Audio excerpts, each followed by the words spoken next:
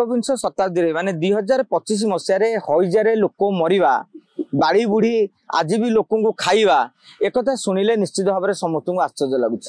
कहीं हईजा साधारणतः परिवेश प्रदूषण विशेषकर जल प्रदूषण जो व्यापी थाए ताने आम जल को विशोधन कर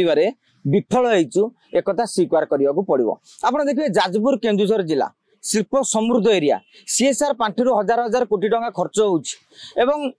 तथापि लोक हईजारे से बर्तमान जो संगीन स्थिति सृष्टि होती मुझे सरकार यहाँ गोटे एग्जाम्पल भाव में नहीं सारा ओडिशा रे स्थिति जांच कर रही कहीं ना केउटी जल प्रदूषण घटुच खाली से नुहे राजधानी रे जोटी सरकार नवीन बाबू अमल में मरा होता 24 घंटिया पानी आम विश्व भारत वर्ष रेकर्ड करूँ पाइप जल माने पाइप रे पानी मिलूँ आज सेठारे हईजा व्यापी कटक सेमती केस भद्रक आसला तेणु यह गोटे सरकार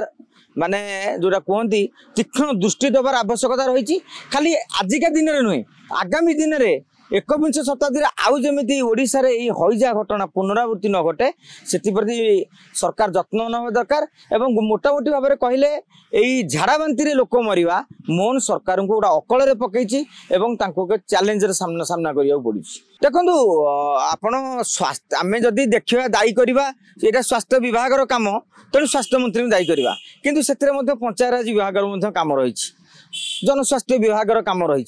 कहीं स्वास्थ्य विभाग काम है आपण को मेडिकल को आसिले आपण को जो भाव में ट्रिटमेंट दिज्व मुझे ट्रिटमेंट दबार कौन किसी अवहेला कराए ना हठात एत रोगी आसी जाजपुर हो भुवनेश्वर हो कटक हो जो स्थानांतरित